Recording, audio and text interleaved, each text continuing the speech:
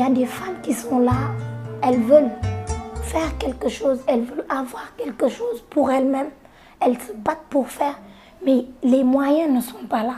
C'est-à-dire, il y a beaucoup, surtout le manque d'emploi. Le manque d'emploi est un problème très sérieux au Sénégal. Pourquoi? Parce que tu vois par exemple des filles qui étudient, qui ont jusqu'à avoir leur diplôme. Et puis, voilà, pour avoir un travail, c'est tout un problème. Pourquoi? Parce que, bon, j'ose le dire, maintenant, quand tu vas avoir un travail, si tu n'as pas de bras longs, tu ne peux pas avoir un travail. C'est pas uniquement, dans certains secteurs, c'est pas seulement tes diplômes qui te mettent là-bas. Non, il faut avoir un bras long, un cousin, un oncle, je ne sais pas, une cousine, quelque chose comme ça, pour pouvoir adhérer à certaines entreprises ou bien adhérer à certaines structures. Donc ça devient très compliqué. Et puis aussi, le taux de chômage maintenant au Sénégal, il est énorme.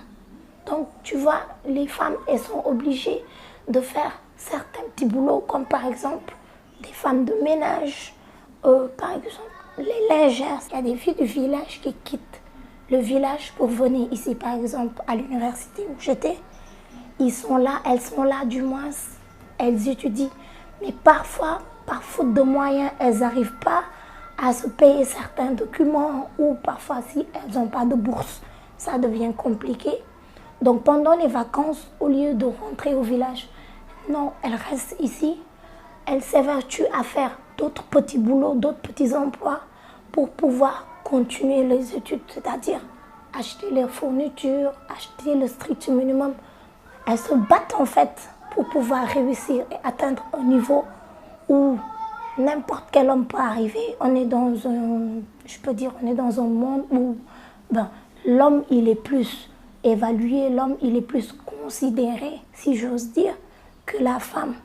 Donc la femme, c'est vrai que maintenant, de nos jours, on voit que la femme, avec l'émancipation de la femme, et on voit que la femme, elle commence à vraiment à faire une révolte, en fait, si je peux dire ça. Parce que maintenant, on voit qu'on commence à scolariser les filles. Avant, il n'y avait pas. C'était juste les garçons. Les filles, c'était juste femmes au foyer. Parce qu'on se disait que c'est la société, c'est notre société, en fait, qui l'impose. Donc maintenant, on voit qu'il y a des filles qui arrivent à un niveau, ils arrivent à un niveau jusqu'à même, je peux dire, au même niveau, ils ont atteint le même niveau que les hommes en fait, par rapport à tous les domaines, je peux dire, par rapport à tous les domaines, que ce soit le domaine de la politique, on voit que maintenant il y a beaucoup de femmes politiques, ils ont leur voix, ils ont leur mot, elles ont leur mot à dire du moins.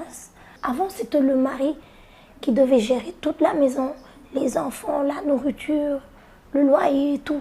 Mais on est arrivé à un stade où maintenant les femmes, elles arrivent à faire même plus que les hommes.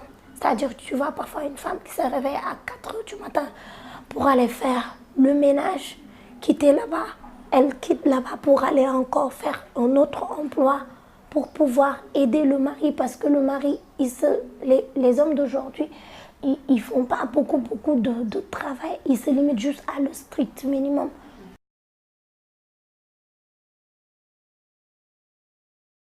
Dans certaines entreprises, ben oui, quand tu amènes tes diplômes et tout, tu amènes tes diplômes, tu donnes et tout, mais tu vois qu'après, ils te disent qu'on va vous rappeler.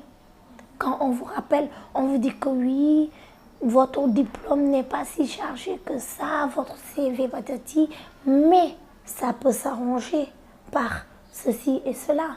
On se comprend. Donc, moi je me dis que on ne prend pas en compte. Les gens ne sont pas vraiment conscients de ce que les femmes peuvent avoir.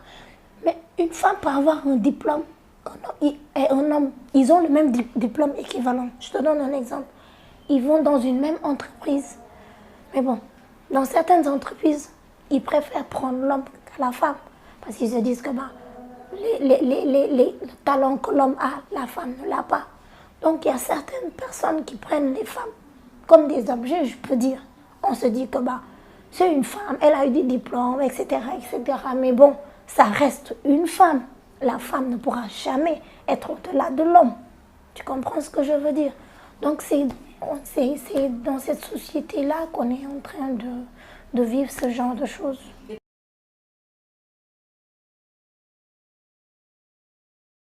J'ai eu à faire une étude à Joal, mais bon, l'étude n'était pas strictement basée sur ça. C'était juste par rapport, on était parti juste par rapport au manque d'eau. Ils avaient un problème d'eau.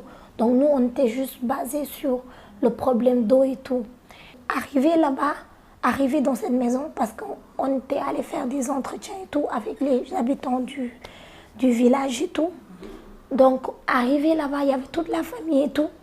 Mais arrivé là-bas, j'ai remarqué que le chef de la maison, automatiquement, il a chassé la femme, les petites filles et tout, disant que comme c'est l'homme de la maison, et puis il avait un fils un peu plus âgé, il se disait que dans leur tête que c'était à eux de pouvoir gérer avec nous, c'était à eux de pouvoir répondre à ces questions.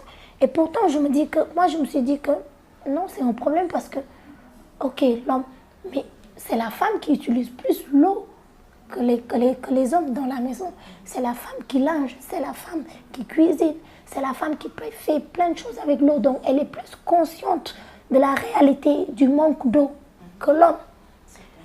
Mais arrivé là-bas, automatiquement, l'homme, il s'est dit que vous pouvez nous laisser, on doit discuter, tout ça, tout ça.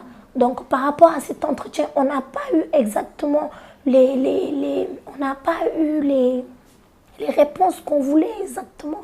On n'a pas eu la réalité de la question exactement. Bon, après j'ai eu à intervenir avec mon supérieur, j'ai eu à lui parler. C'est là que j'ai compris que ici, on a tendance à voir que la femme n'a pas une instance de décision.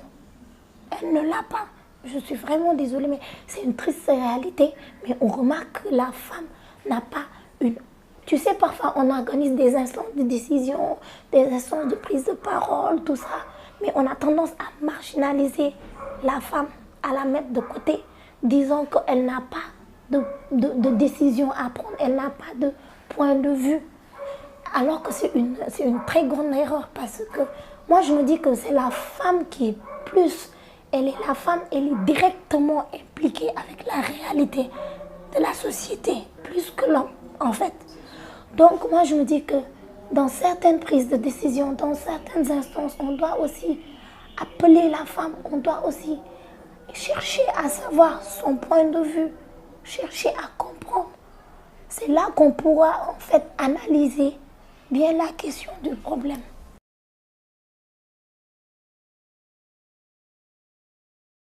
La première des choses que je dirais, c'est d'inviter les femmes à des instances de décision, de pouvoir donner une oreille aux femmes, parce qu'on a tendance à voir que ce n'est pas le cas, surtout côté politique. Côté politique, on voit que maintenant, certains hommes politiques utilisent les femmes juste pour leur voix. Ils n'ont pas besoin de savoir c'est-à-dire leur point de vue par rapport à ce qu'ils vont faire, à ce qu'ils doivent faire. Non, il faut juste les glisser un billet. Vu la situation économique au Sénégal avec les femmes et tout, c'est compliqué. Donc il faut juste leur glisser un billet et puis tu leur dis, tu viens, tu votes, on a juste besoin de ça. On n'a pas besoin de ton avis, on n'a pas besoin de ton point de vue, on n'a pas besoin de... etc. etc.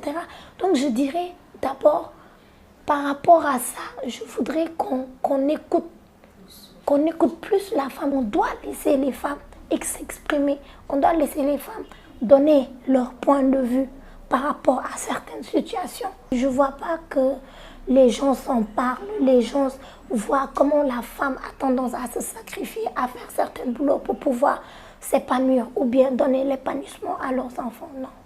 On n'a qu'à continuer comme on le fait maintenant si bien, de toujours continuer de se battre, quelle que soit la situation, quel que soit le degré de difficulté. Je dirais toujours qu'on n'a qu'à continuer de se battre parce que vraiment, ça ira quoi. Vraiment, on n'a qu'à continuer de se battre par rapport aux problèmes, par rapport aux difficultés qu'on devra rencontrer. On doit continuer à se battre pour qu'on puisse nous écouter. On doit continuer à se battre pour qu'on puisse occuper certaines places dans certains milieux.